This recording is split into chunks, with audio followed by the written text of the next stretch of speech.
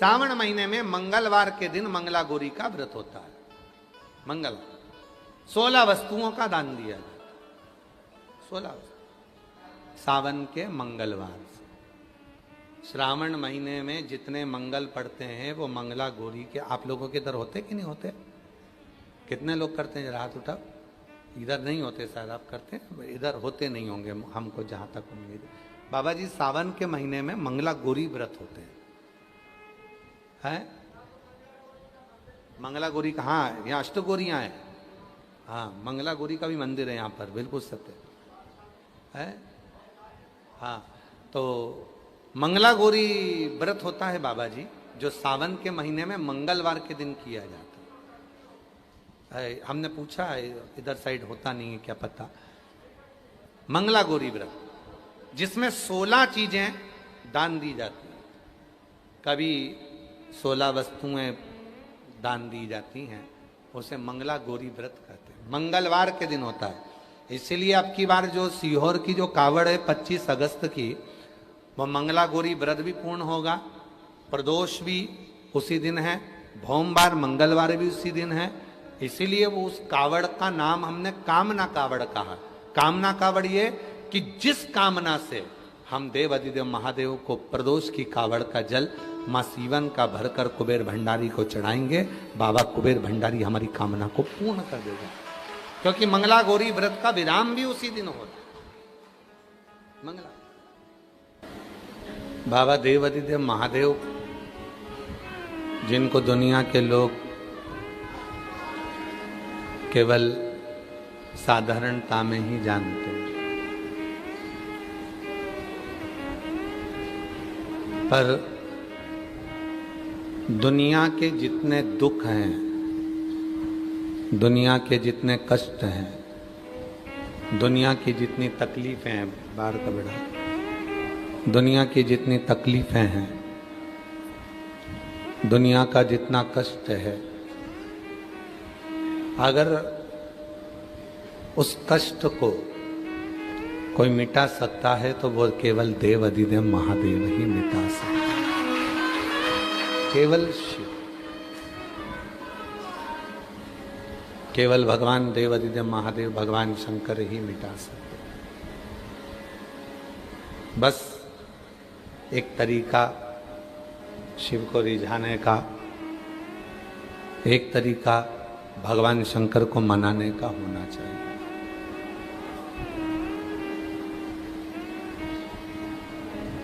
कोई बड़ी, कई लोग कहते हैं कि हमने सावन के महीने में एक बहुत बड़ी पूजन रखी है।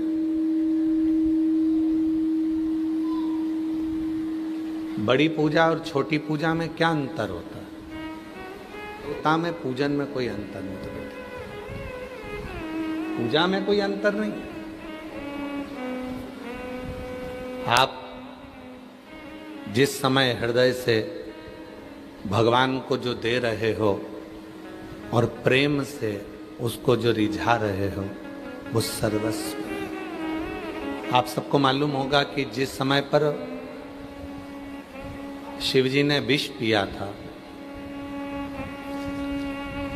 विष की जलन इतनी तेज थी, माँ जगत जननी जगदम्बा अम्बा नील सरस्वती के रूप में अंदर जाकर बैठ गई थी और माता का शरीर भी नीला पड़ गया था।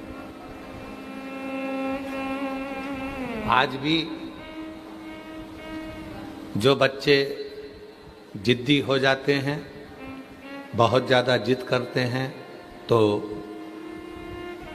नील सरस्वती का नाम लेकर शिवजी पे जल चढ़ाया जाता है और वो नील सरस्वती का जल नाम लेकर बच्चे को पिलाया जाता है, जिससे उसका जिदपन कम हो जाता है। मां अंबा जगदम्बा को मालूम पड़ा कि मेरे प्रभु ने तो विष पी लिया है, और वो विष भी कोई साधारण नहीं है, हलाहल विष है। हलाहल विष का मतलब मालूम है आप लोगों को? 2 तरह का विष होता है। एक साधारण विष जिसको कोई भी पी सकता है और उसको बचाया भी जा सकता है, और दूसरे नंबर का विष होता है हलाहल विष, हलाहल विष किसको कहा गया?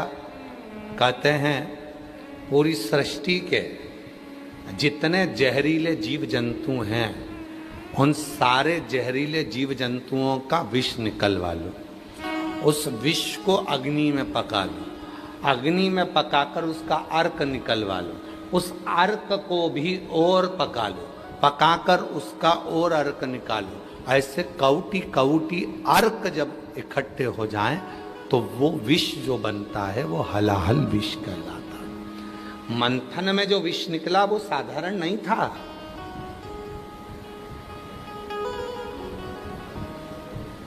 साधारण विष तो पूतना अपने स्तन में लगा कर आ गई थी और भगवान कृष्ण उस विष का पान कर रहे थे। शिव जी गले में बैठे हुए थे भगवान कृष्ण के।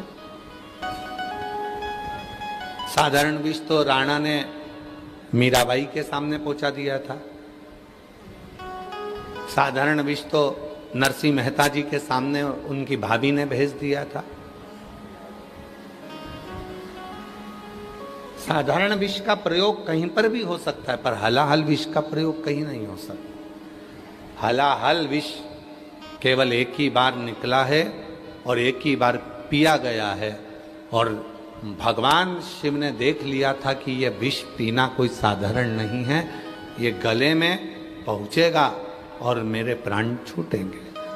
पर माँ जगज्जननी जगदम्बा अम्बा माँ दुर्गा भवानी स्वयं उस गले के अंदर जाकर बैठ गई और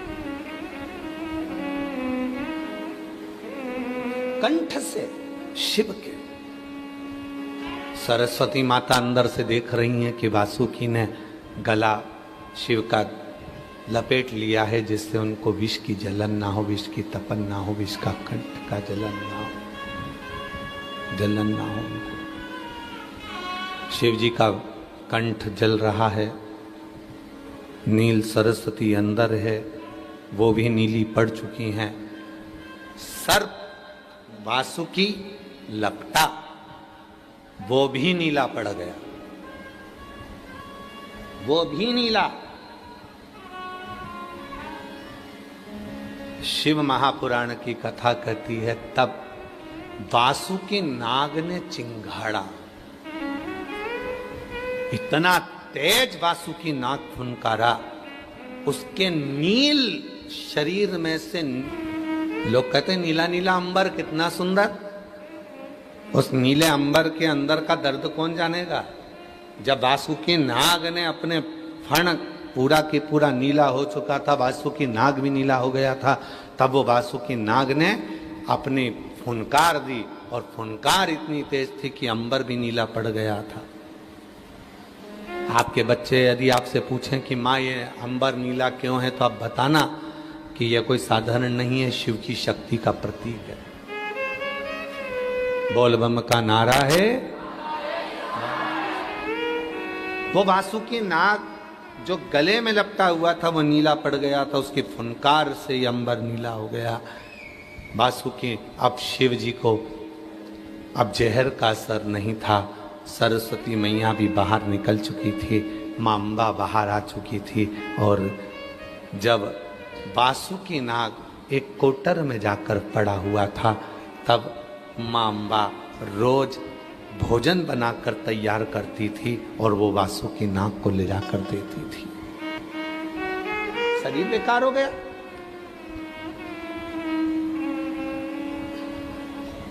थोड़े हेल्थी है ना।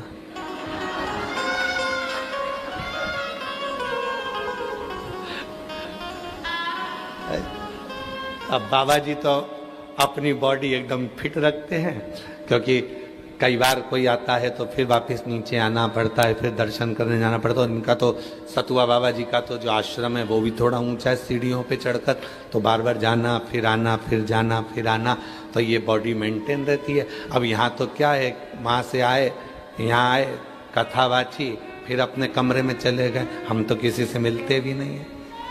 आप लोगों से मिले क्या? हमारा तो मिलना भी नहीं होता, मिलते ही। और केवल एक जगह से मतलब नहीं, हम कहीं मिलते नहीं, हमारा आदत नहीं है। कोई नहीं कह सकता कि महाराज जी हमसे मिल लेते हैं ना। हाँ, पीछे के 1-2 दिन रहते हैं, उसमें हर हर महादेव आपसे करते मिलते, ऐसा नहीं। तो बाबा जी को भी लग गया कि बाबा महाराज जी थोड़े से तगड़े हैं, तो ये एकदम तो सीधा चढ़ेंगे नहीं, तो इनको थोड़ा तिरछा चढ़ाया जाए। तो इधर के घाट से चले, चलते चलते उधर तक पहुंचे, उधर से फिर इधर, फिर तुम्हारे पास फोटो वीडियो होंगे तो बता देना जरा, बता रहे हो? हाँ, कि भाई ऐसे ऐसे चढ़ रहे हैं, वो भी बता देना है, तो लोगों को ये ना लगे कि हाँ महाराज जी बोल दिए हैं। अब महाराज जी की तो स्पीड तेज थी, उन्होंने तो हाथ पकड़ रखा था, चलो चलते चलो। अब कचौड़ी, भजिया, पूड़ी, खीर इस नाग को, सर्प को क्यों खिलाती हो? माँ पार्वती जी ने कहा कि इनको खिलाने का केवल एक कारण है कि जिस समय दुख की घड़ी थी, कोई नहीं आया, सारे देवता अमृत के लिए तत्पर रहे, सारे देवता अमृत में डूबे रहे, तब केवल एक यही सर्प था जो विष को भी देखकर हमारे गले में लपट गया था। उसने हमारा साथ दिया, उसने हमारा साथ। और एक बात याद रखना अपने जीवन में,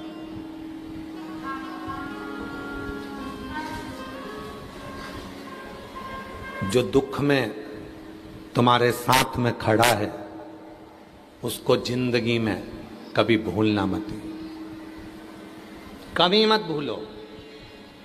जो दुख में तुम्हारे साथ खड़ा, वचन दिया तो निभाना पड़ेगा, आए ना आए प्रभु कुटुंब कबीला, अंत समय प्रभु आना पड़ेगा, वचन दिया तो निभाना पड़ेगा, अंत समय प्रभु आना पड़ेगा, वचन दिया तो निभाना पड़ेगा। जो तुम्हारे दुख में खड़ा है बस वही समझ लेना कि श्रेष्ठ है, वही श्रेष्ठ है।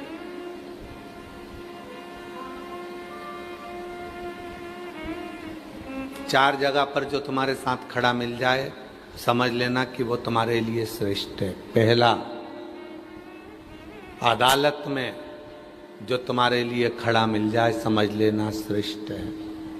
थाने में जो तुम्हारे लिए खड़ा मिल जाए समझ लेना श्रेष्ठ है। अस्पताल में जो तुम्हारे लिए खड़ा मिल जाए समझ लेना श्रेष्ठ है। और तुम्हारे दुख की घड़ी में जो तुम्हारे दरवाजे पर खड़ा मिल जाए समझ लेना वो श्रेष्ठ है। वकील साहब बैठे हैं। वकील साहब, एक बात हम कहें कि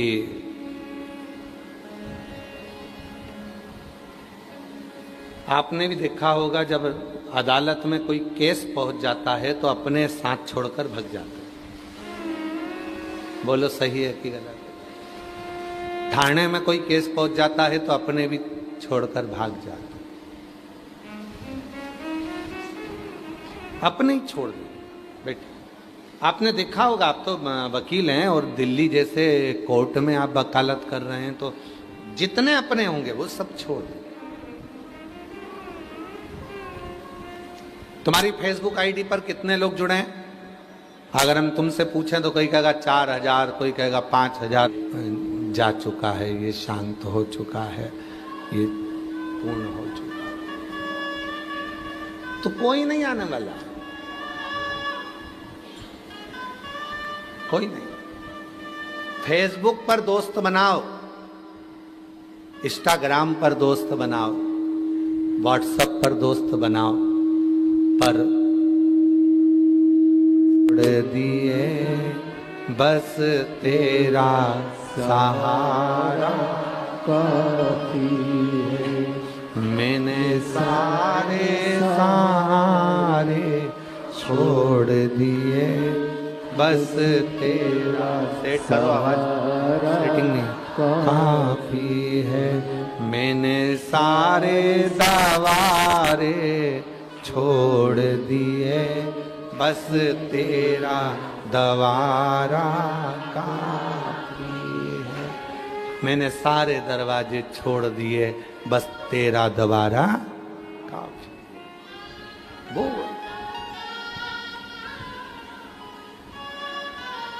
कई लोग कहते हैं गुरुजी हमारे ऊपर हमारे घर का बहुत बोझ है, मैं घर का अकेला व्यक्ति हूँ, बहुत वजन है मेरे ऊपर, बहुत बोझ है।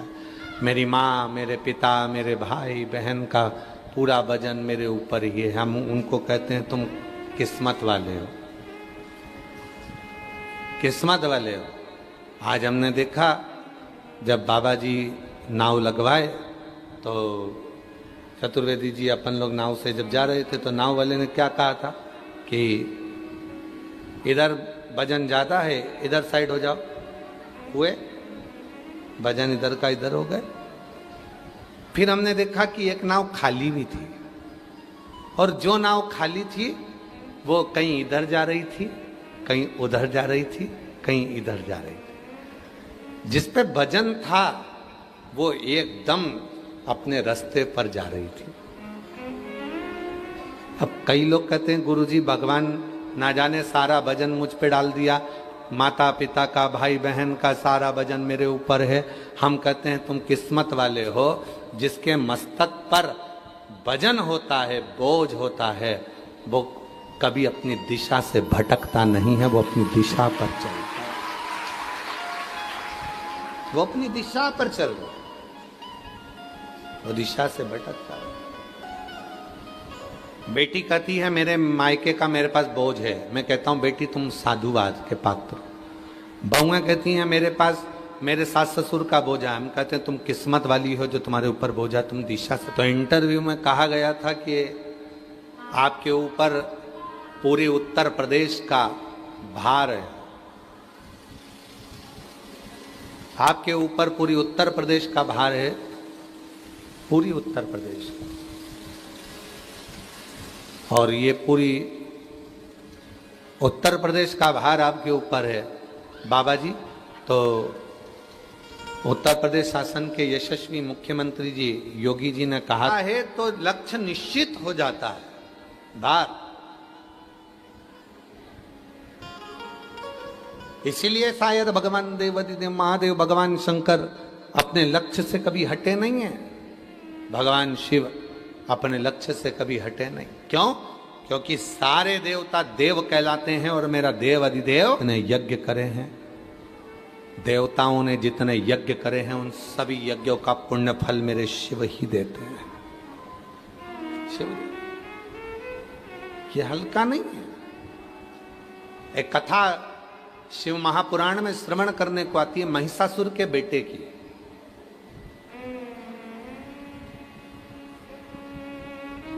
महिषासुर का जो लड़का था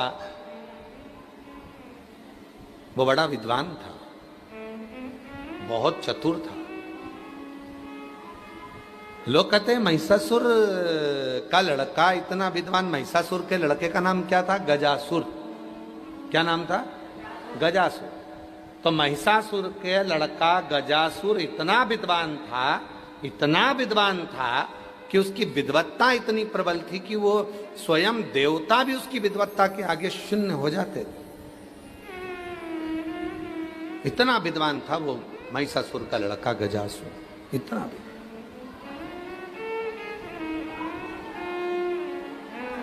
शंभु शरणे पड़ी मांगू घड़ी रे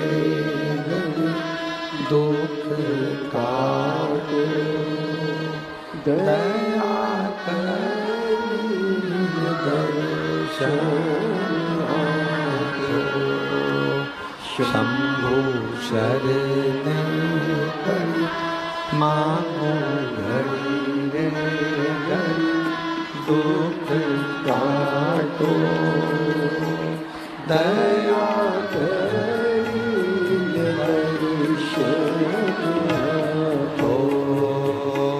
शंभु शरणे पड़ी मांगू तू